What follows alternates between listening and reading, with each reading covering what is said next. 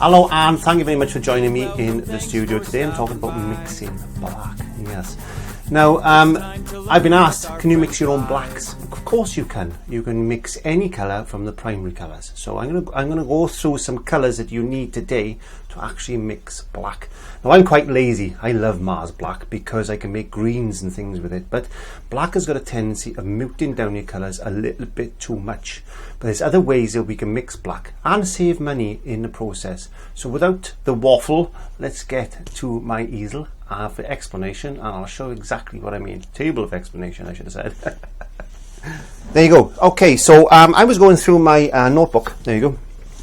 Your little notebook, and this was made in this actually was written in 1998. There we go. So I was going through some colours. Now, one of the colours I've come up with is the burnt umber. There we are. And this, I'm trying to use all the Winsor & Newton colours here today, just to make sure that everything is from the same manufacturer, just for ease of use more than anything. I'm just putting a little bit of burnt umber there, and I'm also going to put some ultramarine blue. Now I got this ultramarine blue comes in a 250ml container. That's why it looks different. And I take a colour, the labels off sometimes, just to make it easier for myself to locate these things, and they're normally stored on the shelf behind me. So I'm going to take a little bit of burnt umber there, and I'm also going to get a little bit of ultramarine blue, but they're around about equal parts. I'm going to mix those together like that. And when you're mixing with a palette knife, it's important that you don't do this, because you're not going to mix. You need to scrape up the paint and use a palette knife on the side like this. There you go. And get that paint all mixed. You don't want it streaky. And keep mixing. And what we can do now, and we can find the undertone of this colour, if we just get a little bit of the black and put it by there like that. Let's get some kitchen roll. And then just a small amount of white. I got a little bit of titanium white on the tip of my palette knife, and you can see it's a lovely grey. So we've developed a lovely grey. So what I'm going to do is I'm going to get a little bit of moisture on a small short flat. I'm going to run it through that colour. So this is burnt umber and ultramarine blue, and I'm going to put that there. I am gessoed this canvas, that's why it's not running so much. There you go. So it's burnt umber and ultramarine blue, and we'll mix a little bit of white to that black.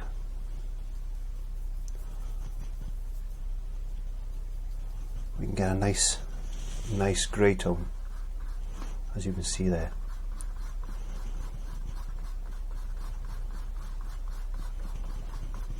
And then we wash that brush out. So there's a very easy black just by burnt umber and ultramarine blue. Okay, so I'm going to leave those colours on the palette. I'm just going to scrape up. I'm using a plastic palette today, just for, well, actually it's a plastic A4 note sheet, you know, the boards you put paperwork on with the little clip. Yes. Okay, what I'm going to do is get myself a little mister bottle. I'm just going to mist down that because I don't want my paint to dry too much. Now, the next mix I've got, looking at my notebook, is raw umber and ultramarine blue. So I've got some raw umber here somewhere. Where's it gone? There we go. Again, that's Winsor & Newton. I'm trying to standardise the manufacturer. So I'm going to put some raw umber just to the top of that.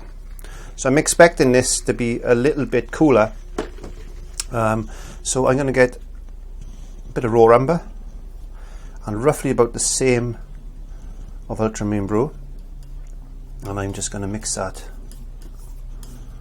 together like that. I'm expecting this to be a lot cooler, but still be on the black side.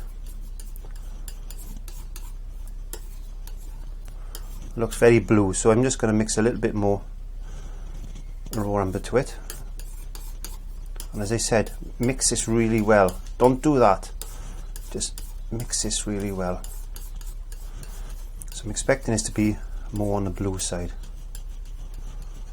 There we go, just checking that. That's a nice looking black. Again, I washed my brush, so I'm just going to get a bit of this, and I'm going to put that black over there. Now that looks more blue, and when we put a bit of white to this, you'll see the undertone, which is going to be, I think it's going to be more like a Payne's grey, this one. So when I add a bit of white to that, a bit of moisture, a bit more white, there we go. So you've got to have a bit more of a blue undertone to it, because it's a bit redder, that one.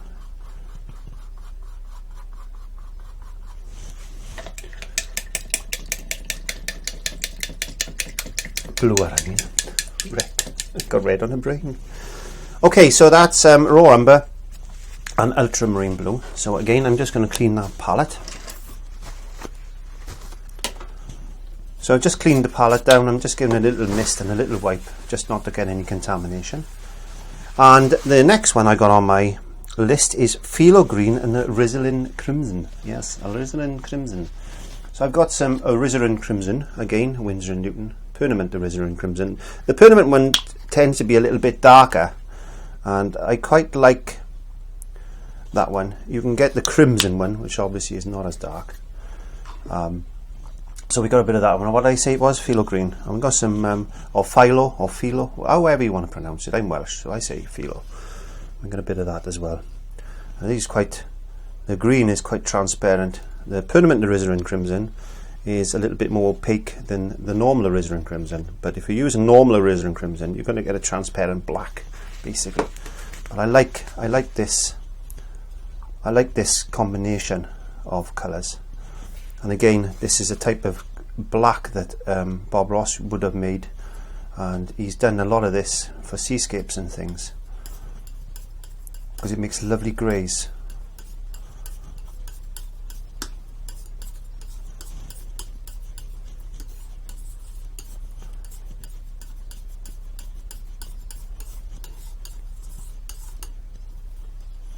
Okay, just wiping my palette knife, and I'm going to get a little bit of moisture on my brush, running it through that colour, and I'm going to put this one there, I think.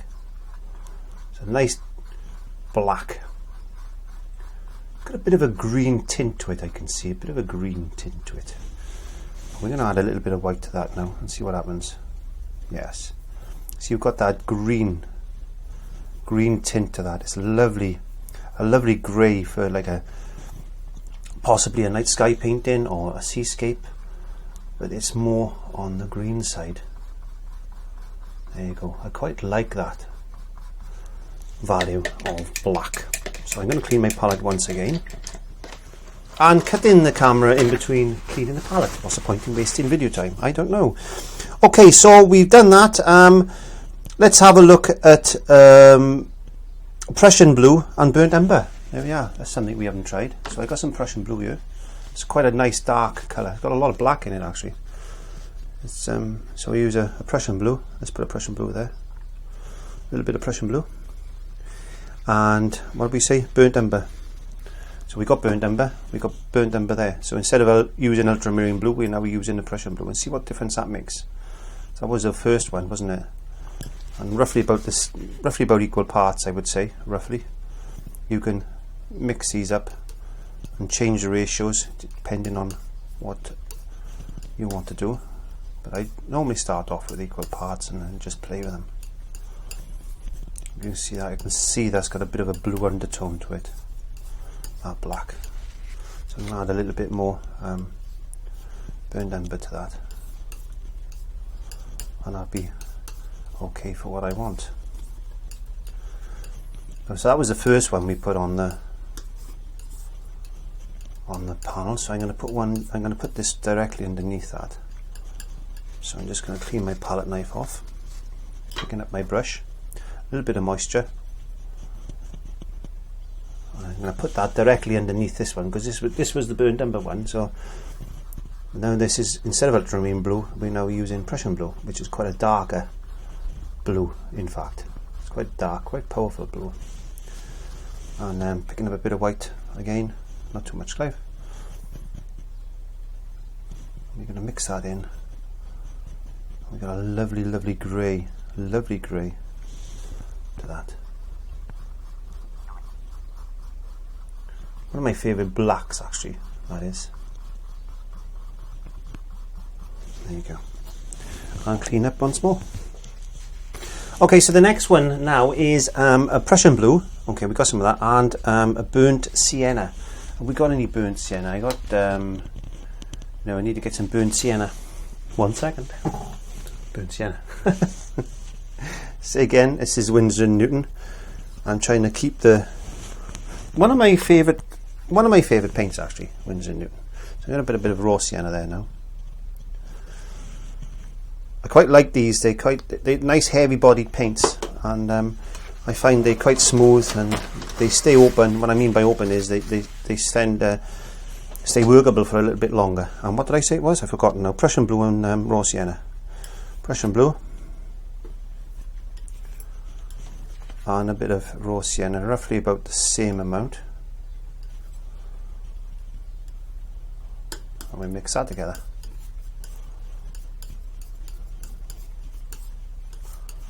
Ultramarine blue, going back to the first mix we did, ultramarine blue and burnt umber, it was preferred by a lot of the old masters, actually, that colour. I mix in oils. This is more of a brown type of black. I think I need to put a bit more blue into that. So let me just get a little bit of Prussian blue back onto my palette. There you go. So quite a lot of ways, actually, isn't there? And you can play around with these mixtures and get the black you want. There you go.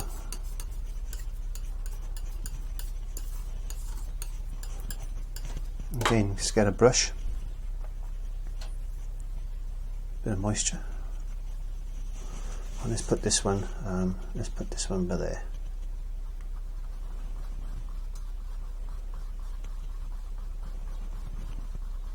And then add a bit of white to that.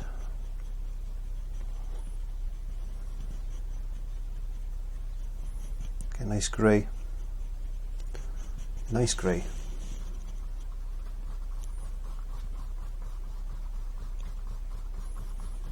There you go. And clean up once more. Okay, so Bob Ross used to use some more like a chromic black, and used to use a midnight black as well. But when he used to mix blacks on his palette, he tended to use a chromic black, which is basically ultramarine blue. So let's get a little bit of that by there like that. And he used a burnt umber. So we already know that just those two are going to give us a nice black. There we go. And also he put alizarin crimson in it as well. And sometimes he threw dark greens in. He threw a bit of green in at the same time. So let's just have a look at this one, and then we'll chuck some phthalo green in with it, and then see what that gives us. But this is 3 mixtures: ultramarine blue, burnt umber, and alizarin crimson. And this is going to give us a nice dark black, I would imagine.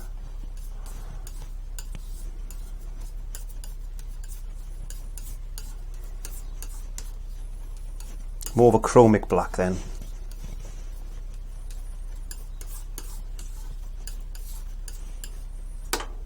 So let's get a bit of that on our brush, and let's put that there.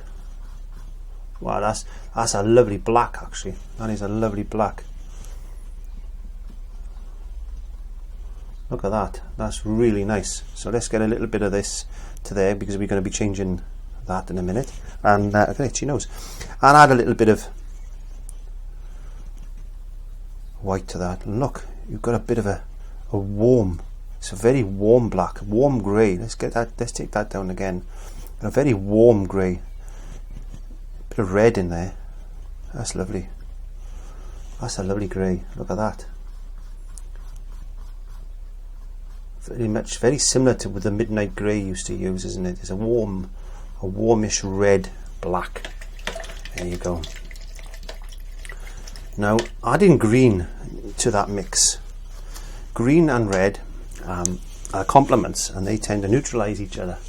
So let's see what happens now if we just add, this is what he used to do. He used to just, sometimes he'd throw some green in, and even some Van Dyke brown as well, but we haven't got any Van Dyke brown. Van Dyke brown is basically just burnt umber and black. It really is. So let's get some green in this and see what happens. Let's mix this really well now. And at this stage, you're not going to see a lot of difference when it's black, but you will see it more when we actually change it and get the undertone. There we go. Don't forget, mix it really well. Invest in a palette knife. That's what I would recommend. Invest in a palette knife. And get a little bit of moisture on our brush. Let's go into this black. Let's put this one. So it's the same mixture, but just added the green. Again, you've got a lovely, lovely. Now I can see it. I don't know if the camera can see this. That's a lot redder than that. That's a lot greener. It's a duller colour. So let's add a little bit of white to that now. You can see already just adding our green has made a vast difference to that grey. You see it's a lot more on the green side. You could take that right down. I'm going to take that right down.